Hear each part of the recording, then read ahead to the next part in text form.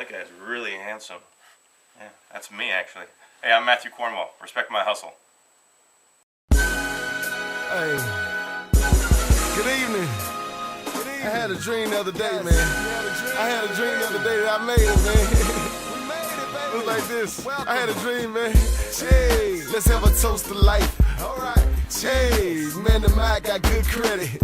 Hey, man, the Lord done put his hands on me. I came a long way from the Gresham Park Dodgers. Children without a father, me and my brother. Raised up by a single mother. But fuck it, man, y'all heard it before. What's going on? Y'all already know what it is, homie. This is the April edition, 2012. Respect my hustle. I'm your host, 72. Got my man Warren with me, and we still at it, homie. We demolishing the stigma attached to how we do business in the urban community, and that's just what it is. So thank y'all for riding with us. Off the rip, we want to say thank you to everybody that supported us in the I Got Next showcase for Def Jam and Rock Nation. We handle business, but we gonna keep that on the tuck. But thank y'all to everybody that sponsored from Maryland and DC, Georgia. Special shout out to Doja. PI, VA in the house, and everybody else that want to remain anonymous. But thank y'all for your support. But that being said, we got some breaking news. We told y'all in 2012 we're going to keep pushing, and that's definitely what we're doing. So starting in May, Respect My Hustle, we hit the airwaves, baby. That's right. Respect My Hustle Radio, Fridays from 12 to 1, 1100 AM, WEEE. Check us out, man. If you're not in the A, don't even worry about it. I got you covered. Stream in. More on that later on in the show. All day. So right now, if you need radio airtime, right? If you got commercials for your business, your artist, your stage play, whatever it is, y'all need to holler at us because we got some promotional rates right now. As a way of saying thank you as we, just get started with this thing on the radio. But y'all can get with us on that to make sure y'all get the promotion that you need. But moving forward into today's show, our guest is none other than Matthew Cornwell. Now, if y'all don't know who he is, y'all ain't been watching television because his credits go a long way. I can't remember them all, so let me read a couple of them off to you. I know y'all seen him on BET, Read Between the Lines, you seen him on that. On ABC, The Gate, you seen him on that. Of course, you seen him on Meet the Browns. You've probably seen him on Drop Dead Divas, on Lifetime, and you may have seen him on Army Wives on ABC. So he's been around for a long time. He's also the host of Becky and Barry, which is a webisode series that just got started, and they talk about the industry on a different level, man. It's a great show. Y'all need to check it out. But we're going to sit down with him and let him tell you why he thinks it is we do or we don't respect each other's hustle. Y'all come on back. We got more with you. 7-2, Warren, baby. Let's get it. What's going on? Thank y'all for joining us. I'm your host, 7-2. I'm honored to have with me on today's show, Matthew Cornwell. How you doing? Great. Appreciate you, man. Thank you for joining the movement. I see you've been on your grind lately. BET, Read Between the Lines, Desperate Housewives, all that. But those that don't know, explain to them who you are and what you do. Like you said, I'm Matthew Cornwell. I'm a full-time actor here in Atlanta. I'm also a teacher and a filmmaker. Amen. All right, man. Now, we ask all the guests on the show. All right, why do you think it is that we do or we don't respect each other's hustle? I think in the arts, whether it's the music industry or the acting industry, there's no step-by-step process to getting to the top. Mm-hmm. And so when a fellow artist sees you rising, right, they want a piece of that. And I think that's where the lack of respect comes in. Is that, I see this guy over here succeeding. What did he do? And why does he deserve it? Why don't I deserve it? And it can be really tough for people to respect each other. And I think there is a lot of respect. I think a lot of people do respect each other's hustle, but that's the trap, is to see, the grass is greener on the other side, mm-hmm, and say, hey, I want a piece of that. And it's easier to be jealous, it's easier to be disrespectful than it is to be happy for someone else's success and to lift each other up. Right. There's an old saying I heard an actor say once where, when you get to the top, send the elevator back down. And then, help out the next person. The next person who is trying to get their way up, don't just sit at the top. Send that elevator back down to help them. It seems like they get up there and lock that damn elevator. Yeah. Emergencies on. Right. Yeah. Cut the cables. Yeah. All right, man. Now, I checked out the show Becky and Barry. Now, I love the show, man, especially being in the game. I think you got a good comic spin on it. But tell the people what it is and what you guys try to achieve on that show. Sure. Becky and Barry was born out of this desire to educate actors on the do's and don'ts of the audition process and just how to conduct themselves in their business. After all, it is show business. Right. So it started out as an educational thing, but then it grew into this more sort of an entertainment thing. We realized that there's a lot of comedy and all of the errors that actors make, myself included. I mean, Right. everyone's done it, and so it's kind of fun to poke fun at ourselves as actors, and at the same time try to educate people as to what they should and should not be doing. And it's been a lot of fun incorporating a lot of actors that I know that are full-time actors, and also real casting directors that we've used, which has been fun as well. Sweet. You got to get me on the show, man. All right, let's do it. All right, man. A lot of people are independent now, and they're trying to do their own things, such as ourselves and Barry and Becky and things of that nature. But what are some things that independent filmmakers or entrepreneurs, what are some things they can do or some places they can go to try to get funding for their projects? Because that's one of the biggest problems. They don't got the money behind them to get their project to push that it needs. Depending on what your strategy is, one of the most recent ways of raising money is this term called crowdfunding. And for websites like Kickstarter.com, and there are several other competing websites where you upload your project, you tell everyone about it, you put a video up maybe describing what the project's going to be, and people can just donate money anywhere from $5 to $5,000, and you set a goal.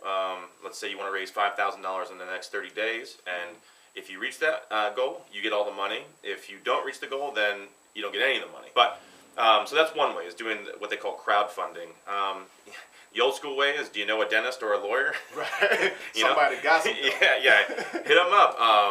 There's a lot you can do on very little amount of money. If you're going to stay truly independent, then you can do the crowdfunding, or you can do the friends, or the lawyers and the doctors and whatnot.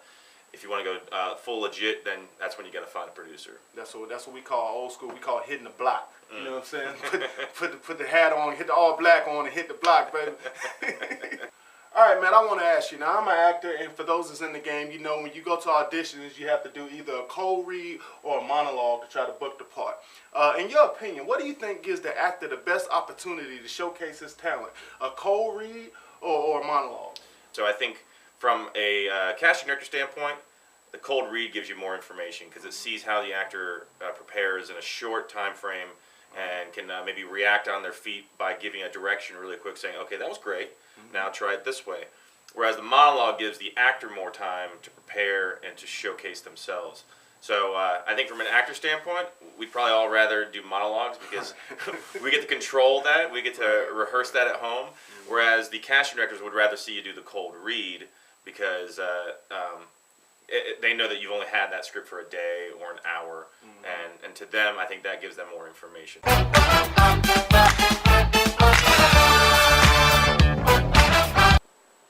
Welcome to A Moment with Worm. You already know what it is, man. This part of the show will not be politically correct at all. This is real talk for grown folks. This week, Trayvon Martin. Does the worm look suspicious, huh? Did the worm look suspicious? You gonna shoot me on my own show, huh? Hey, man, peep game. Everybody know what went down in Florida, man. But now all of a sudden they're trying to paint my man as some sort of goon. He took a couple of pictures on Facebook, tweeted some things. They say he might even been smoking weed. So what? I don't care. Peep game. This guy goes to the store, Skittles, iced tea, no pistol. Barney Fife, he wants to be TJ Hooker now. Decides to follow him. He says something to him while you following me. He ends up dead, and this dude ain't in jail. I tell you what, man. The next time I see a white boy in my hood, I'ma follow him. When the police tell me not to follow him, I'ma keep following him. When he says something to me about following him, I'ma shoot him and say it was self-defense. Then I'ma say, hey, man, he had his middle finger up on some pictures on Facebook. He must have been a goon. On another note, a moment of silence. This moment of silence is for one of the greatest wide receivers in Steeler history.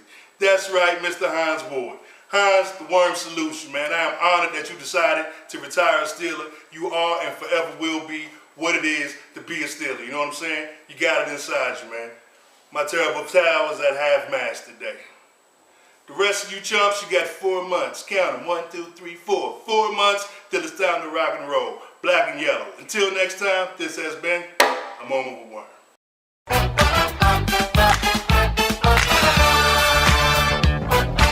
All right, Matt, if you don't mind, I want to just kind of dive on into it. What are residuals, and how do they work? How often? What's that game about? Sure. Depending on whether it's commercials or TV and film, residuals basically is the term given to the extra money you get after that first check, and it's sort of the holy grail for actors. For instance, if you book a national commercial, you might only get paid $1,000 initially, but if that commercial runs constantly for 2 years, you could make upwards of $30,000 or $40,000 off of that one day of work, and that's what the residuals are. Is they pay you every 3 months, and it's based on how much that commercial runs on TV and how many cities that it runs in. So if you're doing a local commercial, like a Georgia Lottery commercial that's only in Georgia, that's not going to pay nearly as much as a national car commercial, for instance. Okay, so like those national Verizon commercials, that's what's dope. Yeah, the guy who says, "Can you hear me now?" I guarantee you he's making 6 figures a year just on those commercials. Man, I need a Verizon Subway something. You know what I'm saying? Exactly. All right, man. I don't want you to, toot your own horn here a little bit, but you've been pretty successful with your career thus far. All right, we see you on a lot of stuff. If they watching TV, they can catch you on a lot of shows. What pace should an actor try to keep up with to try to make sure they, to try to see if they're successful? It can be a little dangerous to set too high of a goal for yourself. Okay. And I've known actors to try to do that. Like, I'm going to book 6 commercials this year. And if you set too high of a standard, then you're going to set yourself up for failure. What you can do is things that you have control over, like picking up a new skill. Like maybe, because I'm white and in the South, I need to have a Southern accent as part of my repertoire. So maybe I don't have a Southern accent. That's something I can control. I can get better at learning a Southern accent, whereas I can't control whether that casting director hires me. Right. And so work on the things that you know that you have control over, taking classes, doing workshops, finding a new skill, and that's the stuff that you can clearly get better at. And because when you really focus on that side of your career, the other side will follow. Well, man, I definitely thank you for joining the movement, man. Respect my hustle. But for everybody that's now following you, for Becky and Barry, where can they find you at online, websites, etc.? The best website is beckyandbarry.com. You can also visit my website at matthewcornwell.com, or you can find me on Facebook or Twitter at just the Matthew Cornwell. So facebook.com/Matthew Cornwell, twitter.com/Matthew Cornwell, and but go to beckyandbarry.com first. beckyandbarry.com, man. The show is hilarious. Y'all check it out. 7'2", Matt Cornwell, baby. Respect my hustle, homie.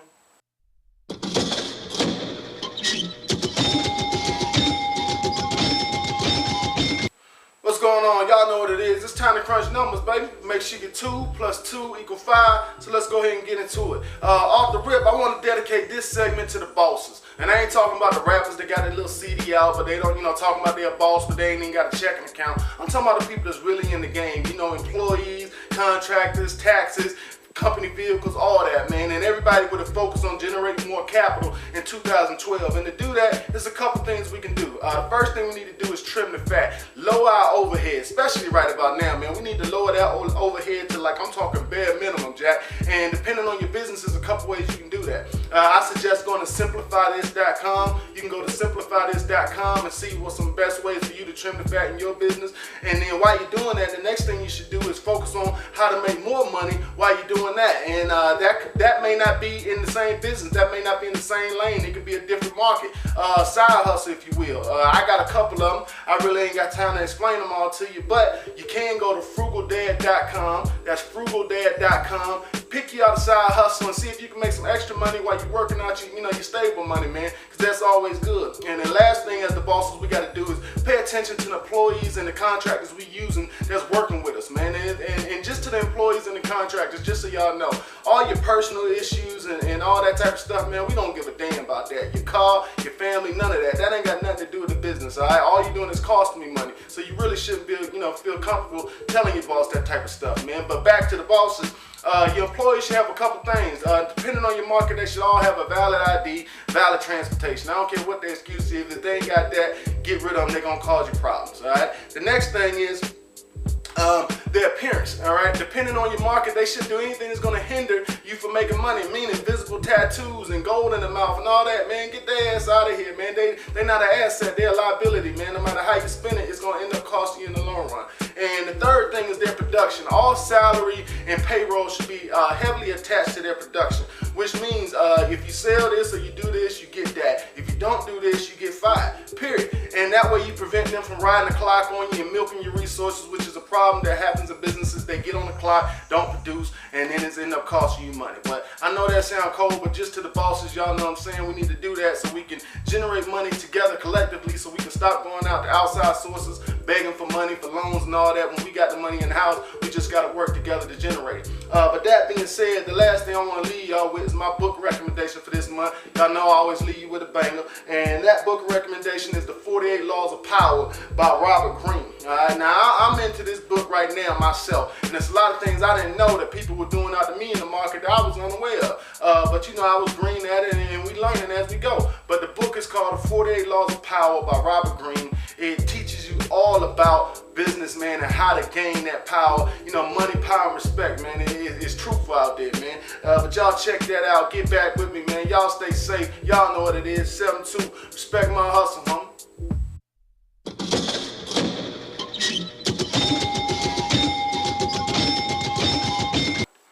Welcome back, man. I hope y'all definitely enjoyed that footage. I want to thank Matthew for joining the movement, man. And y'all really need to check out that show, Becky and Barry. That show is hilarious, man. But thank you, Matt, for joining the movement and all the information you shared on the game. Warren, what we got coming up for upcoming event? Hey, man, we back at it again, man. 14th Street Playhouse, May 5th and 6th, Tears of a Rose. You already know, man, if you ever been to a Dreamcatcher show, it's an event featuring you, man, 7-2. Don't forget, respectmyhustle.biz. Check out some of that music. Fridays in May, 12 to 1, WEEE, 1100 AM. Respect My Hustle Radio. Big Worm, 7-2. We out. Yes, sir. Holler at me if y'all need that airtime, baby. It's Big Worm and I always stay clean with a fresh white tee and a crease in my jeans. I keep it sweet from my head to my feet, cause a day without a freak don't exist in my week. Now I'm beating down the block and I'm giving them hell. Got boys car shaking with the thump from the 12s. Hit the bank cause my flow was job low. Walk through the door, what do you know? It was a stout yellow bone sitting behind the glass. Could only see her face, just imagining her ass. Had to make her laugh cause I love to see him giggle. Put my name on the withdrawal, slid it right under the window. She saw my balance, then it got silent. She said, what you do? I possess many talents, styling and profiling. I gotta make her wonder, get my cheese from baby girl along with her number.